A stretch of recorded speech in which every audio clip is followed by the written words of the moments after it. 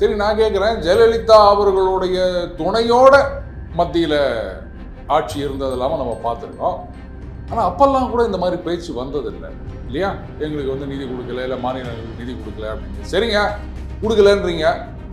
இப்போ அதிமுக வேட்பாளர்கள் 39 பேரையும் ஜெயிக்க வச்சா மட்டும் என்ன பண்ண போறீங்க? எனக்கு அதுக்கு பதில் சொல்லுங்க. சவுத் இந்தியாவுக்கான தலைவர்னு நான் பார்க்கல, பேன் இந்தியாவா தான் வந்து பாஜக க்ரூம் பண்ணிட்டு இருக்காங்க. சந்தோஷப்படுங்களேன். ஏன் வேட்டி கட்டிய தமிழன், கருப்பாக இருக்கின்ற ஒரு தமிழன் பிரதமர் வந்தா ஏத்துக்க மாட்டீங்களா? ஓ, பிரதமராகவே அண்ணாமலை அவர்கள் வரக்கூடிய ஏங்க வரக்கூடாதா? முதல்ல எம்பி ஆன உடனே மத்திய மந்திரி பதவி கொடுக்குறீங்க, கேட்டா ஹிந்தி தெரியும் அப்படின்றீங்க. இதுக்கெல்லாம் எங்க இன்ஹெரிட்டன்ஸ் டாக்ஸ் போட்டா என்ன ஆகுறது? மாநிலத்தில் விளையாட்டுத்துறை அமைச்சர். அப்போ எங்க பதவியெல்லாம் நாங்க வந்து அப்படியே குடும்பத்தோட அனுபவிப்போம். காலங்காலமா ஒரே குடும்பமே காங்கிரஸோடைய அந்த அதிகாரத்தை கையில வச்சுட்டு இருக்கணும். அதெல்லாம் நாங்க பிரிச்சு கொடுக்க மாட்டோம். ஆனா மற்றவங்க கிட்ட மட்டும் டாக்ஸ் போடுவோம் அப்படின்னு சொன்னா, இது காங்கிரஸ் ஏற்கனவே கொண்டு வந்த டாக்ஸ், புதுசு ஒன்றும் கிடையாது.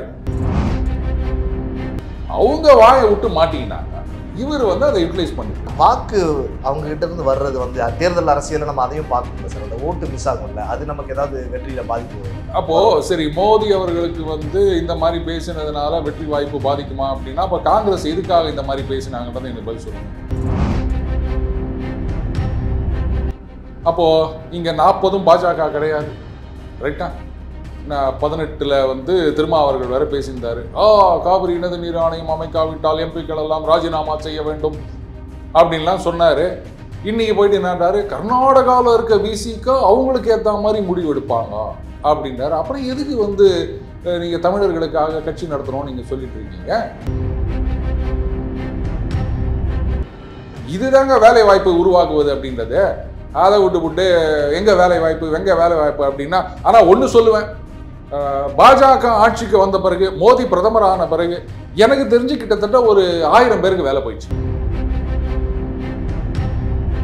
வலுவான எதிர்கட்சி தேவை அப்படின்னு ஒருத்தங்க சொல்றாங்கன்னா அப்ப என்ன அர்த்தம்? விளக்கெண்ணெய் இப்ப இருக்கிற எதிர்கட்சி ஒண்ணுமே இல்லை அப்படின்னு தானே சொல்றாங்க. இது புரியலையா? ராகுல் காந்தியை நம்பி பிரயோஜனம் இல்லை அப்படின்னு தானே சொல்றாங்க. இது புரியலையா?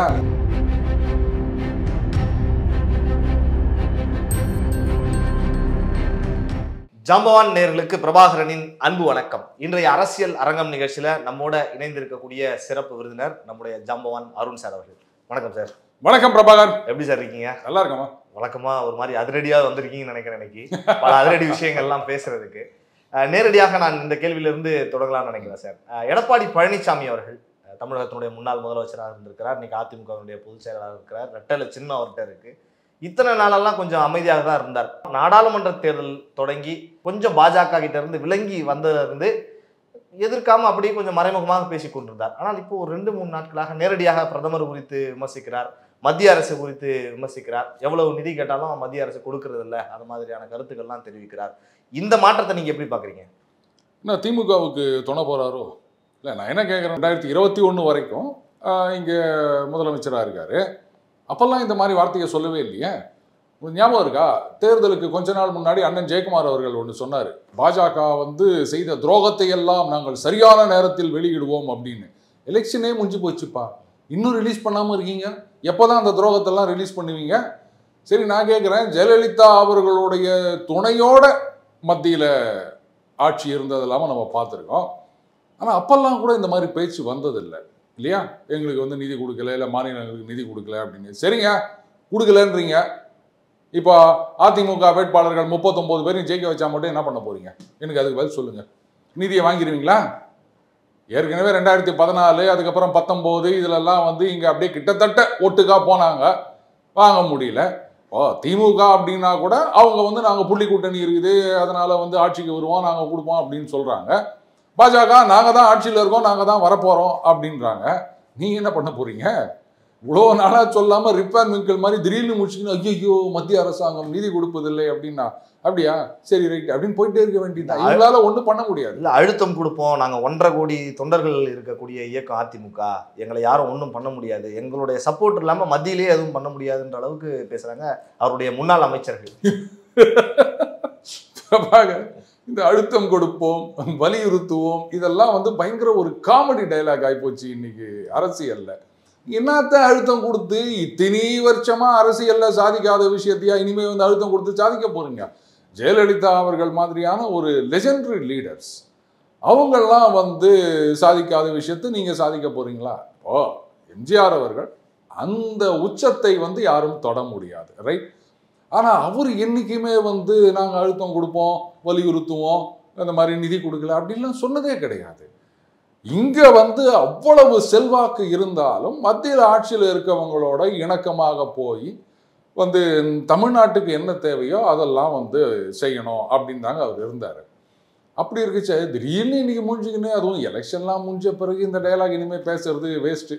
மேபி 2026 தேர்தல் வந்து அப்போ இதை மறுபடியும் எடுத்துக்கலாம்னு நினைக்கிறேன். இப்பெல்லாம் அப்படியே ஜாலியா அப்படியே அனுபவிச்சுட்டு போனோம், ஜாலியா கேட்டுட்டு போயிட்டே இருக்கு, அவ்வளவுதான். மாதிரி கருத்துக்கள்லாம் அண்ணாமலை அவர்கள் குறித்தும், ஏன்னா ஆரம்ப காலகட்டத்தில இருந்து எடப்பாடி பழனிசாமி அவர்களுக்கும் அண்ணாமலை அவர்களுக்குமான அந்த ஒரு பிரச்சனை அப்படிங்கிறதா பிரச்சனைனா தனக்கு எங்க ஒரு பாதகமாக அண்ணாமலை அவர்கள் வந்து விடுவாரோ அப்படிங்கிற பயம் எடப்பாடி பழனிசாமி அவர்களுக்கு இருந்தது அப்படிங்கிறது இந்த கூட்டணி முறிச்சுக்கணும் அப்படின்னு அவங்க முயற்சி பண்ணதுலேயே நல்லாவே தெரிஞ்சது. அதன் மூலமா நான் கேட்கணும்னு நினைக்கிறது, கொங்கு மண்டலத்துல எடப்பாடி பழனிசாமி அவர்களை எல்லாம் தாண்டி அண்ணாமலை அவர்கள் ஒரு தலைவராக உருவாகி வராரா? அதாவதுங்க, நீங்களே பார்த்துருப்பீங்க, இங்கே தேர்தல் முடிஞ்ச உடனே கேரளாவுக்கு பிரச்சாரத்துக்கு போயிட்டார் அண்ணாமலை அவர்கள். அண்டு பிரதமர் மோடி அவர்களே வந்து அண்ணாமலையை பற்றி நிறைய இடங்களில் புகழ்ந்து பாராட்டி பேசியிருக்கின்றார். அதனால் அண்ணாமலை அவர்களை பொறுத்த வரைக்கும் அவர் ஒரு பேன் இண்டியா லீடராக தான் நான் பார்க்குறேன். அதனால் நீங்கள் வந்து கொங்கு மண்டலத்துக்கான தலைவரா அப்படின்னா, கொங்கு மண்டலத்தில் இவங்க 2 பேருக்கும் போட்டியா அப்படின்னா அதை என்னால் ஏற்றுக்க முடியாது. என்ன ஒன்றே ஒன்றுனா, எடப்பாடியார் அவர்களுடைய செல்வாக்குன்றது கொங்கு மண்டலத்தில் மட்டும்தான் இருக்குது அப்படின்ற மாதிரி ஆகிப்போச்சு 2021 தேர்தல் முடிவுகள். இவரும் அங்கேருந்து வந்தவர் அப்படின்றதுனால எங்கே இதுவும் போயிடுமோ அப்படின்ற ஒரு கருத்தாக தான் நான் பார்க்குறேனே தவிர, கொங்கு மண்டலத்துக்குள்ளே இவங்க 2 பேருக்கும் போட்டின்றதெல்லாம் அவர் அதையெல்லாம் தாண்டி போயிட்டாருங்க அண்ணாமலை அவர்கள். அவரை வந்து நீங்கள் இந்த ஒரு மண்டலத்துக்குள்ளெல்லாம் சுருகாதீங்க. கேரளாவில் போயிருந்த போது அங்கே அவருக்கு எவ்வளோ வரவேற்பு இருந்தது மக்கள்கிட்ட அப்படின்னு நம்ம பார்க்குறோம். இங்கே சில பேர் வந்து புலம்பிட்டு இருக்கலாம், வைத்தறிச்சல்ல, அதெல்லாம் விட்டு தள்ளுங்க. அந்த மாதிரி புலம்புறவங்க கடைசி வரைக்கும் புலம்பிட்டே தான் இருப்பாங்க.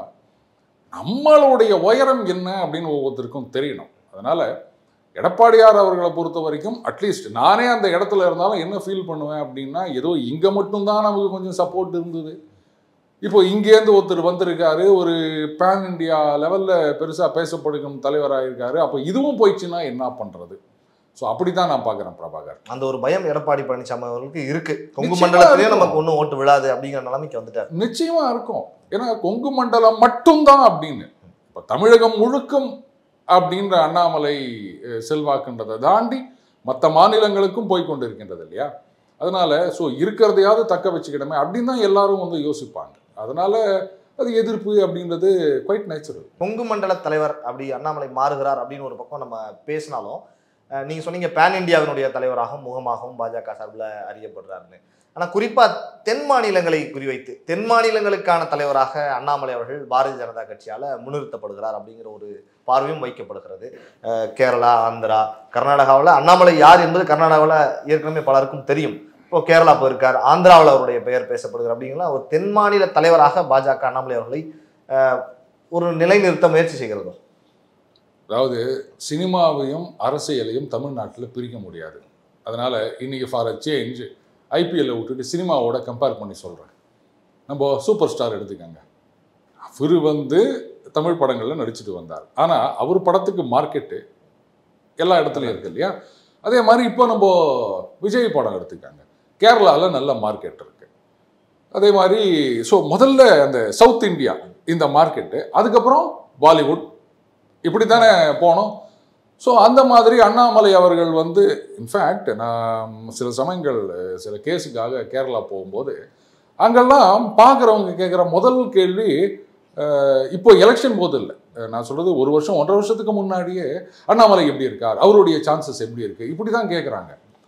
உங்கள் ஸ்டேட்டில் யாருக்கு என்ன சான்ஸ் அதை கேளுங்க, அவர் என்ன இங்கேயா வந்து கண்டெஸ்ட் பண்ண போகிறாரு அப்படின்னா, இல்லை வந்து புதுசாக ஒருத்தர் வந்திருக்காரு, நல்லா பண்ணிட்டு இருக்காரு, அதான் அவர் எப்படி என்ன இது அப்படின்னு கேட்குறோம் அப்படின்னு நிறைய பேர் என்கிட்ட விசாரிச்சாங்க.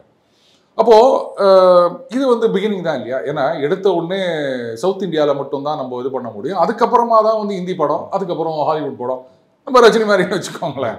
ஸோ அந்த மாதிரி சவுத் இந்தியாவுக்கான தலைவர்னு நான் பார்க்கல. பேன் இந்தியாவாக தான் வந்து பாஜகவில் க்ரூம் பண்ணிட்டு இருக்காங்க. சந்தோஷப்படுங்களேன். ஏன் வேட்டி கட்டிய தமிழன், கருப்பாக இருக்கின்ற ஒரு தமிழன் பிரதமர் வந்தா ஏற்றுக்க மாட்டீங்களா நீங்கள்? பிரதமராகவே அண்ணாமலை அவர்கள் வரக்கூடிய வாய்ப்பு ஏங்க வரக்கூடாதா? ஒரு தமிழர் பிரதமராக வரணும்னு சந்தோஷப்பட்டு போவாங்களேன். இல்ல மகிழ்ச்சி, கட்டாயம் நமக்கு மகிழ்ச்சி. அப்புறம் நம்ம மண்ணில இருந்து ஒருத்தர் வர, நம்ம நிறத்தோட ஒருத்தர் வர, அப்புறம் நம்ம நிறத்தோட இருக்காரு, அதை சொல்லுங்க. இதை விட ஒரு என்ன குவாலிஃபிகேஷன் வேணும்ன்றீங்க? கட்டாயம். ஒரு விஷயங்கள் நான் நீங்க பேசுறப்போ யோசிச்சேன். இப்போ கேரளா போறீங்க, கேரளாவில இருந்து இவரை கேட்கறாங்க, அண்ணாமலை அவர்கள் குறித்து கேட்கறாங்க, விசாரிக்கிறாங்கன்னா, இந்த மாதிரி பல தலைவர்கள் பாஜகல இருந்திருக்காங்க. இந்த மாதிரி வேற யாருக்கும் இந்த மாதிரி முன்னுதாரணம் இல்லாம இவரை மட்டும் ஸ்பெசிஃபிக்கா அப்படி எதிர்பார்க்கறதுக்கு என்ன காரணம்? கரெக்டுங்க. அதாவது என்னைக்குமே வந்து அரசியல் இளைஞர்கள் வரணும் வரணும் வரணும் அப்படின்னு சொல்லிட்டு இருப்பாங்க. ஆனால் இடம் கொடுக்க மாட்டாங்க. எந்த கட்சியாக இருந்தாலும் பாஜகவில் வந்து ஒரு பிளான் வச்சுருக்காங்க. இத்தனை வயசு ஆயிடுச்சுன்னா அவங்களுக்கு வந்து பதவி கிடையாது, நீங்கள் ரிட்டையர் ஆயிருங்கோ அப்படின்னு. ஏன்னா நீங்கள் அடுத்த தலைமுறை வந்துட்டே இருந்தால் தான் வந்து கட்சி லைவ்லியாக இருக்கும். நீங்கள் எத்தனை நாளைக்கு அந்த அவர் யார், இம்ரான் தாஹிரா, பராசக்தி எக்ஸ்பிரஸ் அப்படின்னு ரொம்ப காமெடியாக சொல்லுவாங்க. சிஎஸ்கேல ஆவரேஜ் வயசே 40 இருக்கும் போலக்குது அப்படின்னு. ஸோ எத்தனை நாளைக்கு வந்து நீங்கள் தோனியை மட்டுமே நம்பி இருக்க முடியும்? அதனால தான் இப்போ ருத்துராஜ் கெய்க்வாடை கொண்டு வந்திருக்காங்க. அதுக்கப்புறம் அந்த சின்ன பையன் பத்திரானா அவனெல்லாம் கொண்டு வந்திருக்காங்க. ஸோ அப்போது அந்த ஒரு இளைஞர்கள் அப்படின்றது உள்ளே வந்துட்டே இருக்கணும். அதுக்கு வந்து பாஜகவில் நிறைய வாய்ப்புகள் கொடுத்துட்டு இருக்காங்க. அதனால தான் பார்த்தீங்கன்னா குறுகிய காலத்திலேயே வந்து அவர் தலைவராக்கப்பட்டார். அண்டு மோடி அவர்கள்கிட்ட அவருக்கு நல்ல ஒரு செல்வாக்கு இருக்கின்றது. அது வந்து மக்கள் மத்தியில் ரொம்ப நாளாக எதிர்பார்த்துருந்தாங்க. எத்தனை நாள் தான் வந்து வயசான தலைவர்களே பார்த்துட்டு இருக்கிறது. அதனால ஒரு யூத் லீடர் வராரு அப்படின்னும் போது நிச்சயமாக வரவேற்பு இருக்க தான் செய்யும். அதனால அது க்ரூம் பண்ணுறது சரியான வழிமுறை பிரபாகர். அண்ணாமலை அவர்கள் நீங்க சொன்ன மாதிரி மோடி அவர்களிடம் நல்ல நெருக்கமாக பழகிறார், அண்ணாமலை அவர்களுக்கு நல்ல தொடர்பு இருக்கிறது அப்படின்னு சொன்ன இந்த நாடாளுமன்ற தேர்தலில் அண்ணாமலையினுடைய பணியை பார்த்து மோடி அவர்கள் அவரை பாராட்டினாரா? அண்ணாமலை அவர்கள் வந்து மோடியினுடைய அந்த சபாஷ் அப்படிங்கிற வாழ்த்தை வந்து பெற்றாரா மோடி அவர்களிடம்? வந்து இதெல்லாம் வந்து வெளிப்படையாக தான் சொல்லணும் அப்படின்றது அவசியம் கிடையாது. ஏன்னா நம்மக்கிட்ட வந்து இந்த கழுதை யார் குதிரை யார் அந்த மாதிரி சிரிப்பு நிருபர்கள்லாம் கிடையாது. 2 பேரும் தனியாக 23 நிமிஷம் 14 நொடி பேசியிருந்தாங்க அப்படின்னு அங்கே பேசினதெல்லாம் விலாவாரியாக நிறைய பேர் வெளில சொல்லுவாங்க. அப்பா 2 பேரும் தானே இருந்தாங்க, செக்ரட்டரி கூட இல்லைன்றீங்களா, எப்படி உங்களுக்கு தெரியும் அப்படின்னு அந்த கேள்வியை நம்ம கேட்குறதே கிடையாது, ரைட்டா? பட்டு பல நேரங்களில் அண்ணாமலை அவர்களை பற்றி மோடி அவர்கள் பேசுவதை பார்க்கும்போது ரைட்டு, அண்ணாமலை அவர்களுடைய செயல்பாடில் அவர் ரொம்பவே வந்து சாட்டிஸ்ஃபை ஆகியிருக்கார் அப்படின்றது நல்லாவே தெரியுது பிரபாகர். மோடி அவர்கள் குறித்து நம்ம பேசுகிறதுனால, அவருடைய பாரத பிரதமர் குறித்து பேசிகிட்டு இருக்கிறதுனால சொல்கிறேன், சமீபத்தில் ஒரு 2-3 நாட்களாகவே இந்துக்களிடம் இருக்கக்கூடிய நகைகள்லாம் எடுத்து இஸ்லாமியர்கிட்ட கொடுத்துருவாங்க, அந்த மாதிரி ஏதோ பேசுறதாக ஒவ்வொருத்தர் ஒவ்வொரு விஷயங்களை பேசுகிறாங்க. மோடி அவர்கள் குறித்து விமர்சிக்கிறாங்க. என்னதான் ஆக்சுவலாக பிரதமர் அவர்கள் பேசினார், என்னதான் நடந்தது இந்த விஷயம்? அதாவதுங்க, இந்துக்கள் அப்படின்னு அவர் சொன்ன மாதிரி எனக்கு தெரியல. உங்ககிட்ட இருக்கிற தாலி முதற்கொண்டு எல்லாத்தையும் வரின்னு பிடிப்பாங்க அப்படின்ற மாதிரி சொல்லியிருக்கார். வேற எந்த மாதிரியான ஒரு ரிலீஜனையும் அவர் சுட்டி காமிச்சதா எனக்கு தெரியல. இப்போ வேற வழி இல்லை, நான் கிரிக்கெட்டுக்கு தான் வந்தானோ. நோபால் போட்டால் ஃப்ரீ ஹிட் உண்டா இல்லையா? கண்டிப்பாக இருக்குது சார். அப்போ நீங்கள் நோபால் போட்டிங்கன்னா ஃப்ரீ ஹிட் அடிச்சு தான் ஆடுவாங்க. அதுக்கு புலம்பு என்ன பிரயோஜனம்? இப்போது இவங்க என்ன சொன்னாங்க, இன்ஹெரிட்டன்ஸ் டேக்ஸ் அப்படின்னாங்க. அது சாம் பிட்ரோட அவர் தான் வந்து ராஜீவ்காந்தி அவர்கள் காலத்துலேருந்தே அவர் பெரிய அட்வைசராக இருந்தவருங்க. அவர் தான் ஒரு பேட்டி கொடுத்தாரு. உடனே வந்து இதை பற்றி எல்லாரும் பேச ஆரம்பித்த உடனே காங்கிரஸில் இல்லை தான் அவருடைய சொந்த கருத்து அப்படின்ட்டாங்க. அப்புறம் அவரும் வந்து ஒன்று சொன்னார், இல்லை இது மாதிரி ஒரு பாலிசி அப்படி இப்படி ஏதோ ஒன்று ஒரு முட்டு கொடுத்துருந்தாருங்க. சரி, இப்போ இப்படி சொல்கிறீங்களே, 2011-12 இதை பற்றி டிபேட் பண்ணணும் அப்படின்னு ப. சிதம்பரம் அவர்கள் பேசியிருக்காரு. அப்போது இந்த இன்ஹெரிட்டன்ஸ் டேக்ஸ் அப்படின்றது வந்து இவங்க பல காலமாக ஒரு கொள்கையாகவே வச்சுக்கிறாங்க. எப்படா இதை இம்ப்ளிமெண்ட் பண்ணலான்னு வெயிட் பண்ணிட்டு இருக்காங்க அப்படின்ற மாதிரி தான் தெரியுது. யோசிச்சு பாருங்க, 11 சிதம்பரம் அவர்கள் இதை பற்றி பேசியிருக்காரு. காங்கிரஸ் கிட்டே இந்த திட்டம் இருந்திருக்கு. ஆமாங்க, இதை கொண்டு வந்ததே காங்கிரஸ் தாங்க. முதல்ல 53 நினைக்கிறேன், அப்போ தான் இந்த டேக்ஸ் கொண்டு வந்தாங்க. கிட்டத்தட்ட 85% வரைக்குமோ என்னவோ கூட இருந்தது அப்படின்னு நினைக்கிறேன். அது அஃப்கோர்ஸ் ஒரு த்ரெஷ்ஹோல்டு இருந்தது. ஆனால் ராஜீவ்காந்தி அவர்கள் பிரதமராக பதவி ஏற்ற பிறகு விபி சிங் அவர்கள் காலகட்டத்தில் தான் வந்து இந்த இன்ஹெரிட்டன்ஸ் டேக்ஸ் அப்படின்றத அபாலிஷ் பண்ணுறாங்க. ஸோ இது வந்து காங்கிரஸுடைய ஒரு அஜெண்டா அப்படின்னு தான் சொல்லணும். அப்போது ஏன் உங்ககிட்ட இருக்கும்போதுனா இதை சில பேர் வந்து இந்துக்கள் கிட்ட உங்ககிட்ட அப்படின்னு சொன்ன மாதிரி தாங்க நான் பார்த்தேன். அது ரைட்டுங்களா? இதில் பார்த்தீங்கன்னா பர்சனல் லா அப்படின்றது வந்து இந்தியாவை பொறுத்த வரைக்கும் ஒவ்வொரு மதத்தினருக்கும் வந்து தனியாக இருக்கின்றது. முஸ்லீம் பர்சனல் லான்னு இருக்குது, அப்புறம் கிறிஸ்தவர்களுக்கு தனியான சில சட்டங்கள் இருக்குது. அதாவது இந்த சொத்து, வாரிசுரிமை, அதுக்கப்புறம் இந்த தத்தெடுப்பது, இதில் எல்லாமே வந்து அந்த தனித்தனி சட்டங்கள்ன்றது இருக்குது. இவங்க காங்கிரஸுடைய தேர்தல் அறிக்கையில் என்ன சொல்லியிருக்காங்க, ஒவ்வொருத்தருடைய அந்த சட்டத்திட்டங்கள் அப்படின்றது அவங்க தான் வந்து ரிஃபார்ம் பண்ணணும் இல்லை மாற்றணும்னு சொல்லணுமே தவிர நாங்கள் எதுவும் இது பண்ண மாட்டோம் அப்படின்ற மாதிரி ஒரு வாக்குறுதி ஒன்று இருக்குங்க. அப்போது ஹிந்துக்களை மட்டும்தான் நீங்கள் வந்து பொதுவான சட்டத்தை கொண்டு வந்து அவங்கள நீங்கள் கட்டம் கட்டுறீங்க அப்படின்ற அர்த்தத்தில் தான் வந்து பிரதமர் அவர்கள் பேசியிருக்காரு. அப்போ சொல்லுங்கள், ஒவ்வொருத்தருக்கு தனித்தனியாக பர்சனல் லா அப்படின்னு இருக்கும்போது அப்போது உங்ககிட்ட இருக்கிறத பிடுங்குவாங்க அப்படின்னு சொன்னதில் என்ன தப்பு? இன்ஹெரிட்டன்ஸ் டேக்ஸ் அப்படின்னு பார்த்தீங்கன்னா அப்போ நான் சொத்துக்கு மட்டும்தானா? அப்போ அப்பா வந்து மந்திரி அப்படின்னு இருந்தால் உடனே பிள்ளைக்கு வந்து டகால்னு ஒரு கவுன்சிலராக கூட நிற்காமல் டகால்னு ஒரு எம்பி பதவி, மந்திரி பதவி, எம்எல்ஏ அதெல்லாம் கொடுக்குறீங்களே, அதெல்லாம் எப்படி எடுத்துக்க போகிறீங்க? அதுவும் இன்ஹெரிட்டட் அப்படின்னு தானே எடுத்துக்கணும். அப்போ அதுக்கு என்ன பண்ண போகிறீங்க? அதை வந்து எல்லாருக்கும் பிரித்து கொடுங்க. அதுக்கெல்லாம் ஒன்றும் டேக்ஸ் போட மாட்டிங்களா? முதல்ல எம்பி ஆன உடனே மத்திய மந்திரி பதவி கொடுக்குறீங்க, கேட்டால் ஹிந்தி தெரியும் அப்படின்றீங்க. இதுக்கெல்லாம் இங்கே இன்ஹெரிட்டன்ஸ் டேக்ஸ் போட்டால் என்ன ஆகுறது? மாநிலத்தில் விளையாட்டுத்துறை அமைச்சர் பதவி கொடுக்குறீங்க. அப்போது எங்கள் பதவியெல்லாம் நாங்கள் வந்து அப்படியே குடும்பத்தோடு அனுபவிப்போம். காலங்காலமாக ஒரே குடும்பமே காங்கிரஸோடைய அந்த அதிகாரத்தை கையில் வச்சுட்டு இருக்கணும். அதெல்லாம் நாங்கள் பிரித்து கொடுக்க மாட்டோம். ஆனால் மற்றவங்ககிட்ட மட்டும் டேக்ஸ் போடுவோம் அப்படின்னு சொன்னால் இது காங்கிரஸ் ஏற்கனவே கொண்டு வந்த டேக்ஸ், புதுசு ஒன்றும் கிடையாது. அவங்களே கொண்டு வந்தாங்க, அவங்களே அபாலிஷ் பண்ணாங்க. இப்போ அவங்களே அதை பற்றி பேசிட்டு இருக்கிறாங்க. இப்போ இல்லை, 2011-12 காலத்திலே பேசியிருக்காங்க. அதனால் இவங்க நோபால் போட்டுக்கிறாங்க, அவர் ஃப்ரீ ஹிட்டில் சிக்ஸர் அடிச்சுக்கிறாரு. இதில் புலம்பினா பிரயோஜனமே கிடையாது பிரபாகர். ஒருவேளை சார் இப்போ மோடி அவர்கள் இந்த சமயத்தில் இதை பேசுறது அப்படிங்கிறது, இப்போ இவங்க பேசுகிற கருத்துக்கள் எல்லாம் சிறுபான்மையினருடைய வாக்குகள் ஏதாவது, ஏன்னா இன்னும் தேர்தல் முழுதாக முடியலை, 2 கட்டம் தான் முடிஞ்சிருக்கு, அதில் ஏதாவது பாதிப்புகள் ஏற்படுத்துமா சிறுபான்மையினுடைய வாக்குகள் வர்றதுக்கு இந்த ஒரு பேச்சினால? அதாவதுங்க, இந்த காலகட்டத்தில் அவர் பேசினார் அப்படின்னா இந்த காலகட்டத்தில் தான் அவங்க வந்து இன்ஹெரிட்டன்ஸ் ஆக்ட்ஸ் அப்படின்றத பற்றி பேசிகிட்டு இருக்காங்க. அப்போது அதுக்கு கவுண்டர் கொடுக்காம எனக்கு எலெக்ஷன்லாம் முடிஞ்ச பிறகு கவுண்டர் கொடுப்பாங்களா? நோ பால்னா அடுத்த பாலே ஃப்ரீ ஹிட்டு, இல்லை சார் 4 பால் கழிச்சு ஃப்ரீ ஹிட் வச்சுக்கிறேன் அப்படின்லாம் சொல்ல முடியாது. அவங்க வாயை விட்டு மாட்டிக்கினாங்க, இவர் வந்து அதை யூட்டிலைஸ் பண்ணிட்டு இருக்கு. அந்த வாக்கு அவங்க கிட்ட இருந்து வர்றது வந்து தேர்தல் அரசியலை நம்ம அதையும் பார்க்கணும்ல சார், அந்த ஓட்டு மிஸ் ஆகும்ல, அது நமக்கு ஏதாவது வெற்றியில பாதிப்பு வரும். அப்போ சரி, மோடி அவர்களுக்கு வந்து இந்த மாதிரி பேசினதுனால வெற்றி வாய்ப்பு பாதிக்குமா அப்படின்னா அப்போ காங்கிரஸ் எதுக்காக இந்த மாதிரி பேசினாங்கன்றதை எனக்கு பதில் சொல்லுங்க. அவங்க அதை வச்சு தான் வெற்றி அடையலாம்னு பேசியிருக்காங்க. அப்புறம் அவங்க அந்த மாதிரி பண்ணும்போது இவர் இந்த மாதிரி பண்றது தப்புன்னு எப்படி சொல்ல முடியும் பிரபாகர்? நீங்க ஒரு மாதிரி அரசியல் பண்ணீங்கன்னா அதே பாணி அரசியலை அவர் பண்றாரு. அதனால நீங்க காங்கிரஸ் எல்லாம் குறை சொல்லாதீங்க. நீங்க எதை நோக்கி காய் நகர்த்துக்கிறீர்களோ அதை பார்த்து அவர் செக்மேட்டுக்கு வராரு, அவ்வளவுதான். அப்பா செஸ் கூட வந்துச்சு பாருங்க. பல அரசியல் விமர்சகர்களும் சரி, கருத்து கணிப்புகளும் சரி, தேர்தலுக்கு பின்னாடி வந்து தமிழ்நாட்டில் திமுக வந்து 40க்கு 40 இடங்கள் வரும், மொத்தமே அவங்க தான் வருவாங்க, அந்த மாதிரியான சில கருத்து கணிப்புகள்லாம் தொடர்ந்து வந்துகிட்டே இருக்கு. தமிழ்நாட்டில் உண்மையிலேயே அந்த மாதிரி ஒரு நிலைமை தான் இருக்கா சார்? அதாவது பிரபாகர், தேர்தலுக்கு முந்தைய கருத்து கணிப்புகள் அப்படின்றது வேற, அதுக்கப்புறம் எக்ஸிட் போல் அப்படின்றது. பட்டு எல்லா ஃபேஸும் முடிவதற்கு முன்னாடி இந்த மாதிரியான கருத்து கணிப்புகள், அந்த முடிவுகள்லாம் வெளில வரக்கூடாது. அதனால தான் பார்த்தீங்கன்னா எந்த ரிசல்ட்டும் வெளில வரலன்னு வச்சுக்கோங்களேன். ஆனாலும் ஒவ்வொருத்தரும் அவங்கவுங்க சொந்த கருத்தை சொல்லிட்டு இருக்காங்க. அரசியல் தலைவர்களே வந்து ஓட்டு போட்டு வந்து நாங்கள் 40 வெற்றி பெறுவோம் அப்படின்னு சொல்லியிருக்காங்க. அதனால அந்த போல் அப்படின்றத பற்றி தான் பேசக்கூடாதே தவிர ஒவ்வொருத்தருடைய கணிப்புகளை சொல்லலாம்னு நினைக்கிறேன். ஏன்னா அப்படி சொல்கிறது தான் தப்பு அப்படின்னு சொன்னால் அரசியல் தலைவர்களை நீங்கள் என்ன பண்ண போகிறீங்க? இப்போது திமுக வந்து 39 + 1 40 இதையும் ஜெயிப்பாங்களா அப்படின்னா சரி ரைட்டு, ஜூன் 4ஆம் தேதி வரைக்கும் எல்லாரும் சொல்லலாம் 40 ஜெயிப்போம் அப்படின்னு சொல்லிட்டு. 4ஆம் தேதி சாயங்காலத்துக்கு மேலே தான் அதெல்லாம் தெரியும்.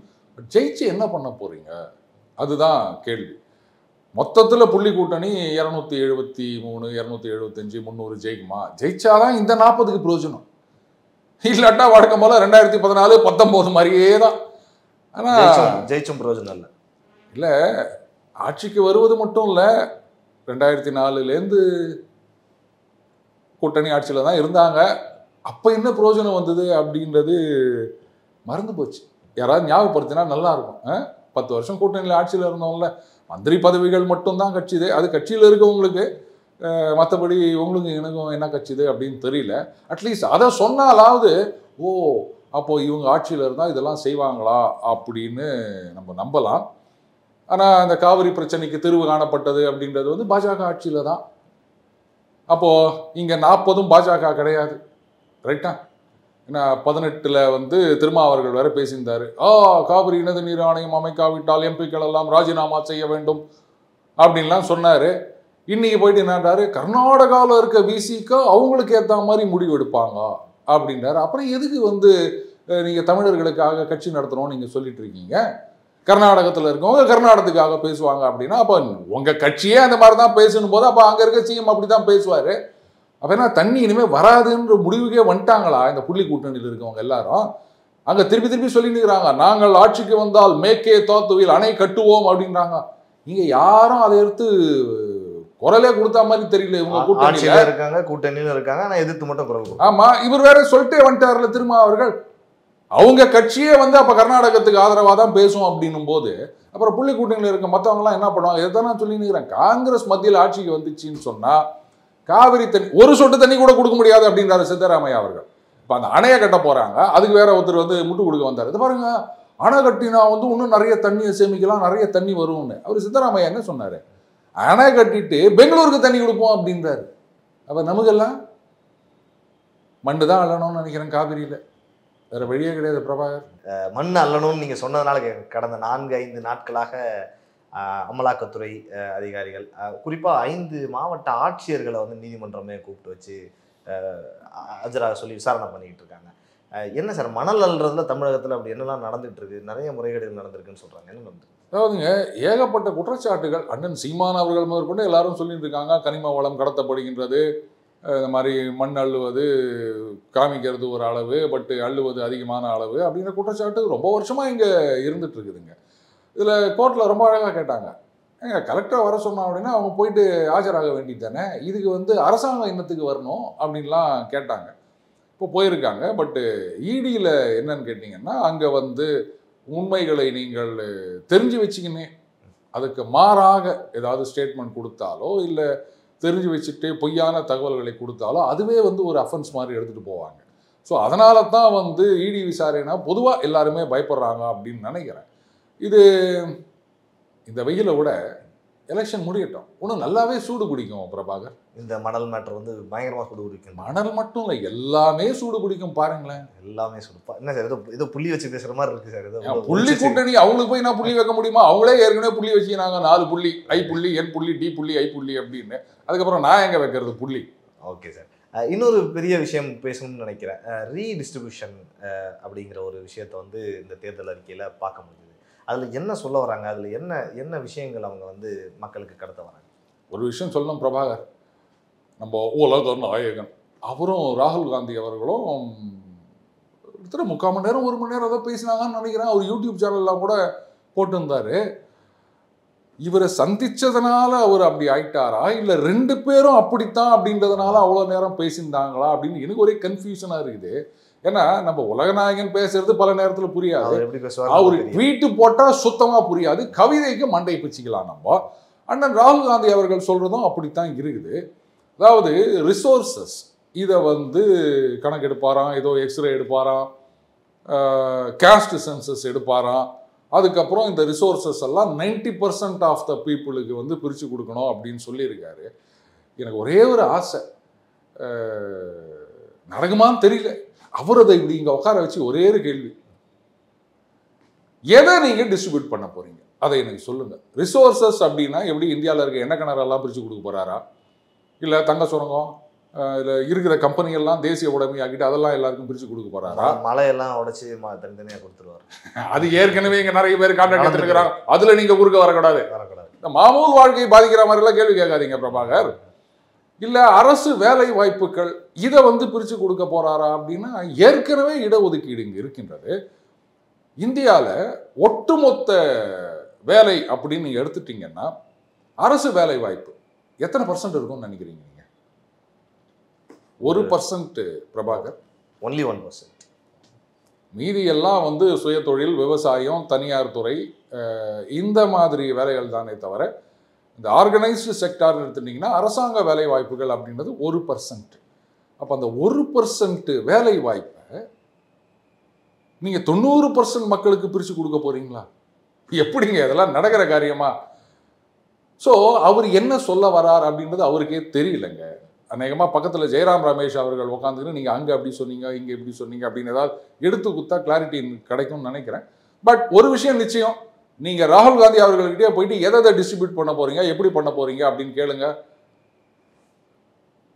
எதை சொன்னு மறந்துட்டுமோ? சைனீஸ் விஷன், டெமோக்ரஸி, எம்பவர்மெண்ட் அப்படின்னு எதோ பேசுவார். அர்னாப் கோஸ்வாமி அவர்கள் இன்டர்வியூலயே பார்த்தோம்ல, இந்த மாதிரி எதையோ சொல்லிட்டு பாருங்க. கிளியர் கட்டா ஒரு கிளாரிஃபிகேஷன் கொடுக்க சொல்லுங்க அவரை. எதை டிஸ்ட்ரிபியூட் பண்ண போறீங்க, எதை நீங்க ரிசோர்ஸ்னு சொல்றீங்க, எதை கொடுக்க போறீங்க அப்படின்னு கேளுங்க. சத்தியமா பதில் வராது. அவர்கிட்டயே பதில் வராத போது என்கிட்ட கேட்குறீங்களா பிரபாகர்? நியாயமா இது? சார், அதே மாதிரி நீங்கள் பேசுகிறப்ப 1% தான் அரசு வேலைவாய்ப்பு இருக்குன்னு இந்த வேலைவாய்ப்பு பேசுனதுனால நான் கேட்குறேன். தொடர்ந்து இப்போ காங்கிரஸினுடைய பிரச்சாரம் அப்படிங்கிறது வட மாநிலங்கள்லையும் பாஜக அரசு வந்தபோது நாங்கள் வந்து 2 கோடி இளைஞர்களுக்கு வேலைவாய்ப்பு தருவோம் அப்படிங்கிற மாதிரியான ஒரு விஷயத்த சொன்னாங்க. வேலைவாய்ப்பு உங்களுக்கு கிடைச்சதா, அப்படி யாராவது வேலை கிடைச்சிருந்தா சொல்லுங்கள் அப்படிங்கிற மாதிரியான பிரச்சாரங்கள்லாம் வைக்கிறாங்க சார். உண்மையிலேயே அது நடக்கலையா இல்லை நடந்ததா சார்? அத்தனை பேருக்கு வேலை கிடைச்சதா? இப்போ ராகுல் காந்தி அவர்கள் சமீபத்தில் கேரளா போயிருந்தாரு. அப்போ அங்கே என்ன சொன்னார், பிஇ படித்த ஒருத்தர் ஏதோ போர்ட்டர் வேலைக்கு இது பண்ணிட்டு இருக்காரு பாருங்க, பாஜக வேலையே கொடுக்கல அப்படின்னு சொல்லியிருந்தாருங்க. அதுவும் பல லட்சம் செலவு பண்ணி பிஇ என்ஜினியரிங் படித்த ஒருத்தர் அப்படின்னு ஒரு வார்த்தை சொல்லியிருந்தாரு. இப்போ நான் கேட்குறேன், பல லட்சம் செலவு பண்ணக்கூடிய அளவுக்கு வசதி இருக்கு அப்படின்னும் போது அப்போது நீ ஏன் சொந்தமாக எதுவும் பண்ணக்கூடாது?